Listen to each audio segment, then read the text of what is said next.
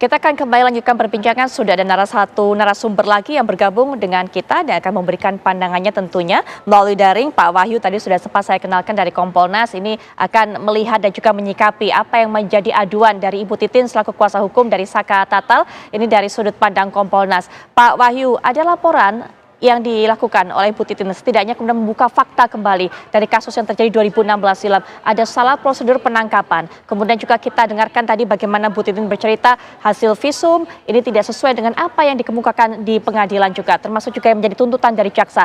Ada upaya dari Kompolnas pada saat itu, pada saat kasus ini sedang berlangsung, Pak Wahyu. Terima kasih Mbak Putri. Jadi perlu kami sampaikan, kondisi ini sudah kami perkirakan. Akan banyak yang kemudian menyampaikan informasi-informasi tambahan atau lanjut. Karena begini, kita melihat kejadian ini kan aneh. 8 tahun itu dianggap sudah nggak ada masalah. Sudah dipikir sudah clear semua. Rupanya tidak diduga kan ada film Vinat sebelum 7 hari. Lalu itu berkembang dan era 2016 beda dengan era 2024.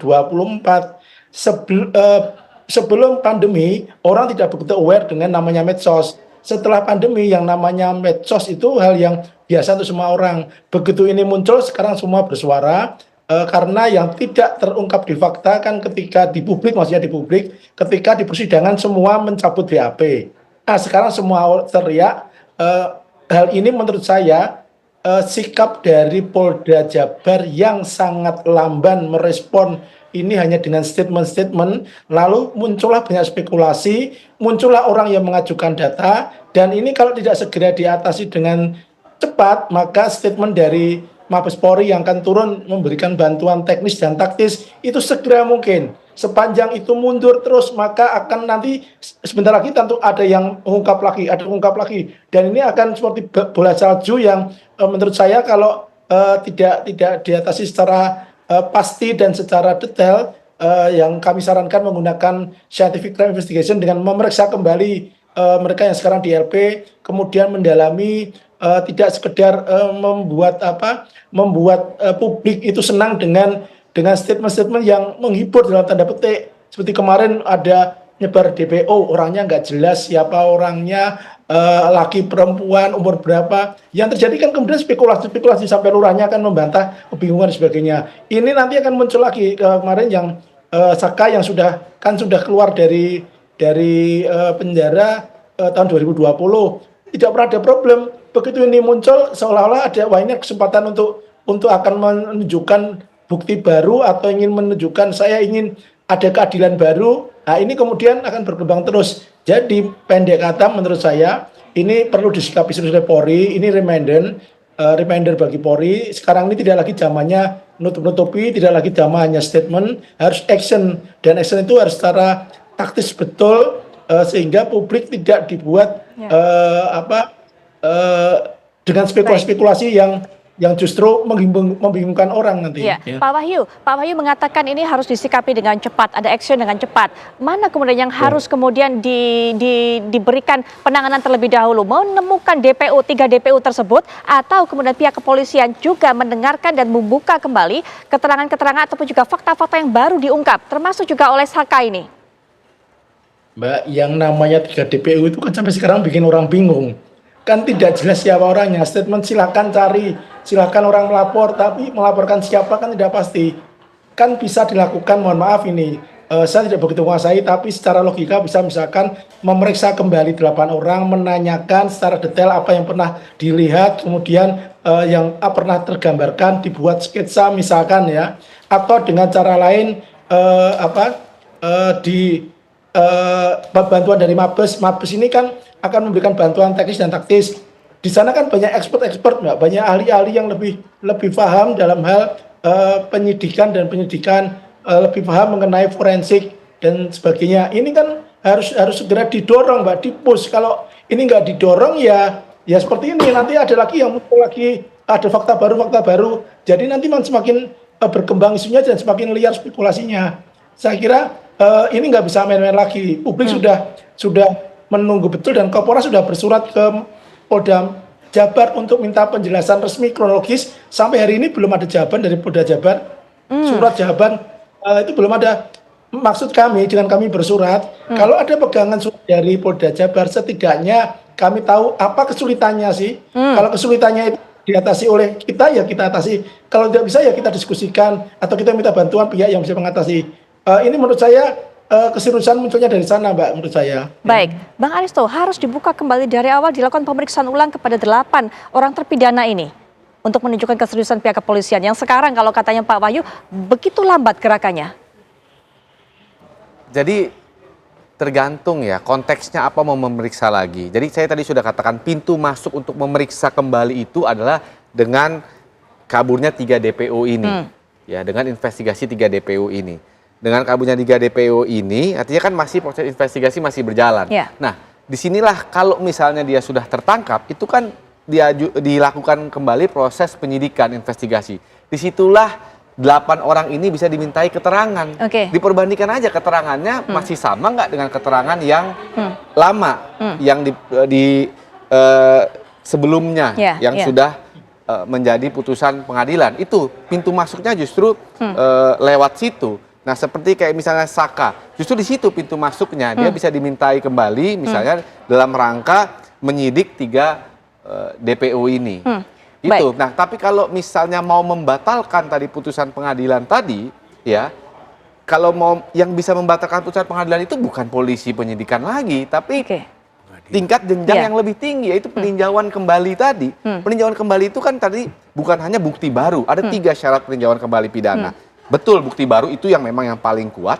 Yang kedua, kekeliruan yang nyata, ya kekilafan hakim itu disebutnya. Jadi hakimnya kilaf. Jadi seperti misalnya visumnya itu katanya benda tumpul, tapi yang muncul tusukan tajam. Nah, ini kan kekilafan. Nah, apa kekilafan ini dampaknya apa sebenarnya kepada putusan itu? Apa yang membuat putusan itu menjadi error ketika visum itu berbeda? Itu kan kekilafan. Atau yang ketiga, ada pertentangan di dalam putusan. Jadi ada putusan-putusan yang lain misalnya, itu kan ada 8 orang.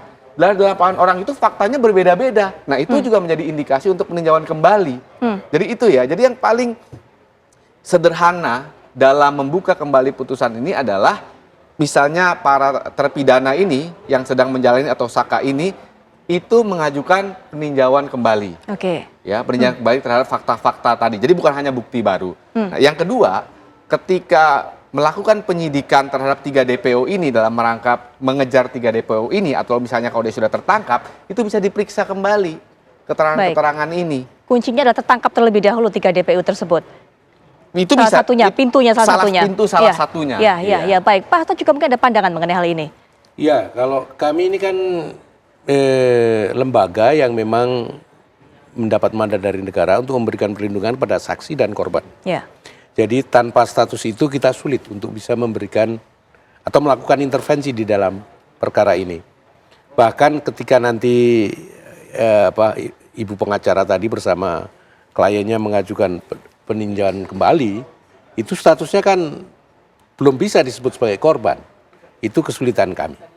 Nah, kami justru lebih berpikir untuk mungkin ya nanti akan kami sarankan pada rekan-rekan di LPSK melakukan upaya proaktif kepada korban dan keluarga korban.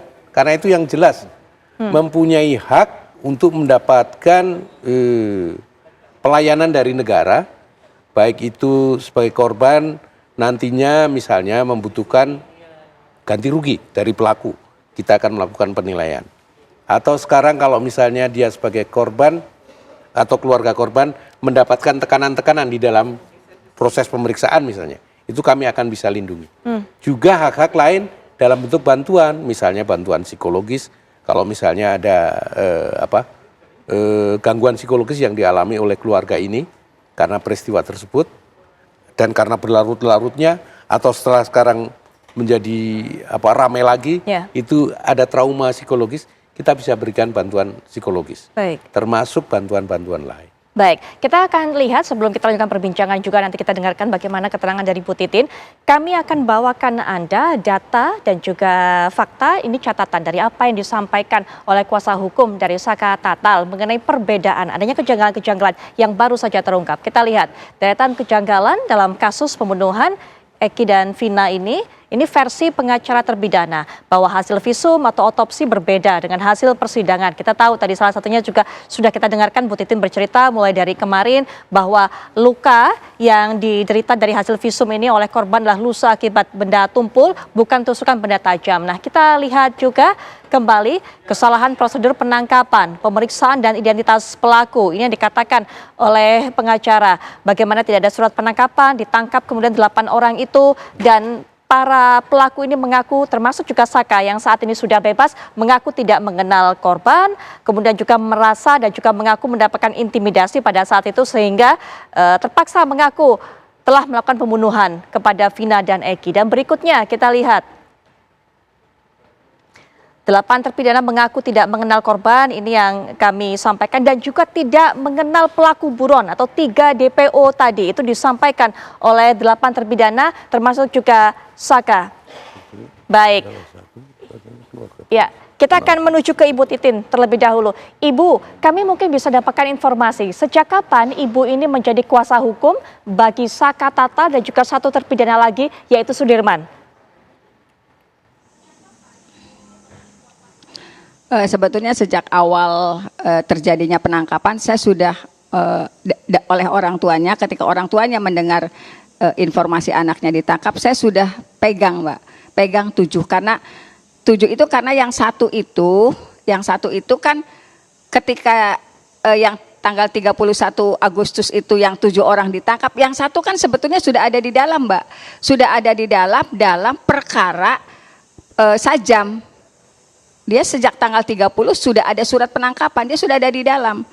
Kemudian yang ketika 7 orang itu datang, disatukanlah dengan yang Rivaldi itu yang sudah ada di dalam. Mereka nggak kenal, tapi disatukan dan dimasukkan dalam satu tuntutan. Seolah-olah saling mengenal, seolah-olah melakukan pembunuhan berencana. Berarti Rivaldi itu sudah masuk di dalam sehari sebelumnya. Sudah masuk di dalam untuk kasus yang berbeda ya, Bu? Untuk kasus yang berbeda di polsek yang berbeda. Baik, Bu. Kemudian, Bu?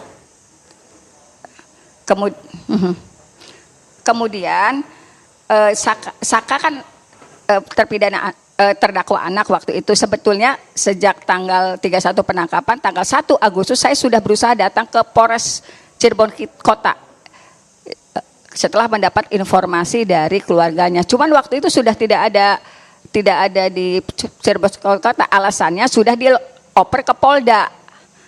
Jadi setelah anak itu ditangkap, kalau nggak salah sekitar tanggal 16 September saya baru bisa menandatangani kuasa. Jadi selama di Polda juga kita nggak bisa ketemu karena surat kuasa itu di tanggal 16 kalau nggak salah. Saya mesti buka file lagi.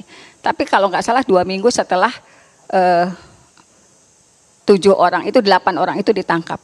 Baik, Ibu, apa sebenarnya upaya bantuan hukum yang Ibu lakukan untuk para klien Ibu ini, termasuk tadi meluruskan hal-hal seperti itu, Ibu? Termasuk juga meluruskan bahwa Saka merasa tidak mengenal dan sebagainya. Adakah upaya-upaya yang Ibu lakukan?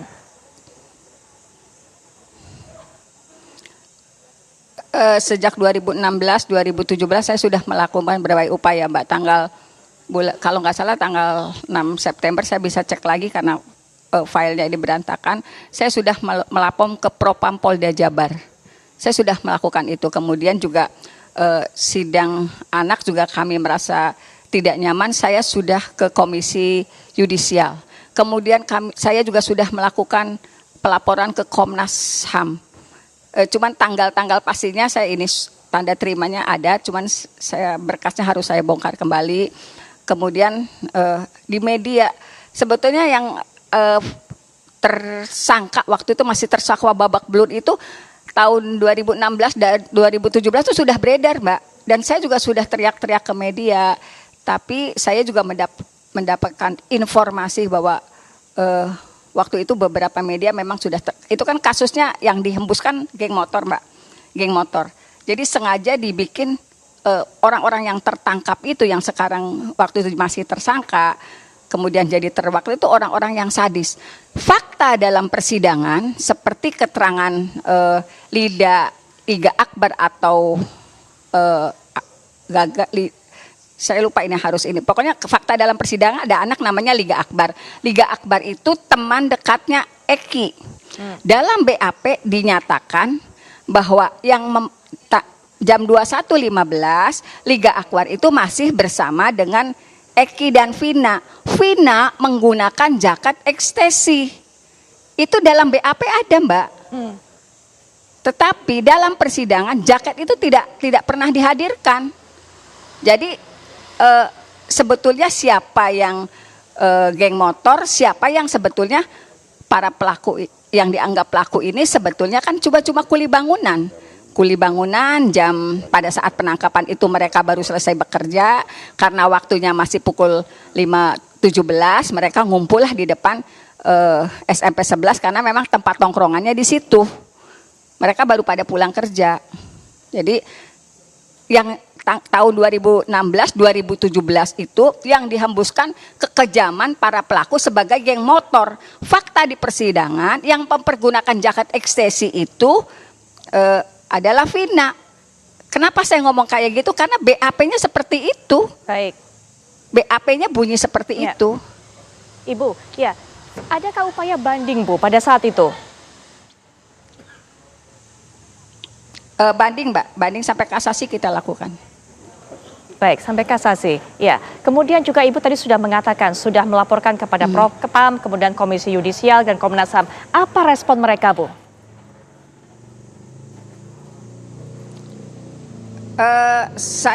Memori saya agak ini, Mbak. Saya dulu yang pasti kalau Komisi Yudisial turun gitu. Saya ingat, tapi yang lainnya saya tidak termemori dengan baik karena saya cuma pegang laporan itu ada. Ya, apakah saya lupa? Apakah tidak mendapatkan respon, Bu? Setelah itu gitu saya. Apakah tidak mendapatkan respon atau ada respon sebenarnya dari mereka? Dikatakan turun Komisi Yudisial, tapi ya karena nggak ada dokumen apapun yang masuk ke kita, Mbak. Nggak ada dokumen apapun, berarti saya juga nggak paham dulu prosesnya seperti apa. Ya. Baik, kalau dokumennya ada pasti saya punya. Komisi Yudisial turun tidak memberikan rekomendasi, Bu? Turun, tapi saya tidak tahu hasilnya seperti apa. Maksudnya Ibu tidak tahu? Tidak tahu. Jadi Komisi Yudisial waktu itu datang ke Cirebon. Ya. Memeriksa salah satu kakak Saka gitu. Tapi hasilnya seperti apa saya nggak ngerti. Nggak dapat informasi apapun. Apakah hasilnya tidak disampaikan ke Ibu? Atau hanya memeriksa saja kemudian tidak ditindaklanjuti? Ya. Ya, hanya memeriksa saja, kemudian saya nggak tahu hasilnya. Ibu tidak ada upaya lagi, Ibu, untuk kemudian meminta? Tidak ada. Iya, Ibu tidak ada upaya lagi untuk meminta kelanjutannya seperti apa setelah dilakukan pemeriksaan tersebut? Saya nggak ngerti, Mbak. Waktu itu saya lupa apa saya sudah kehabisan energi atau saya lupa. Saya lupa apa sih yang saya lakukan setelah Komisi Yudisial sempat memeriksa. Kemudian saya lupa apa yang karena waktu itu kan beban saya luar biasa terhadap apa yang saya lihat di persidangan, apa yang saya rasakan, apa yang saya dengar. Jadi beban saya kayaknya lebih fokus ke situ. Saya lupa apa sih yang setelah pelaporan itu saya kayaknya nggak fokus mengenai tindak lanjutnya seperti apa. Baik, yang turun hanya KY, mulai Ibu? mendasarkan penderitaan anak-anak.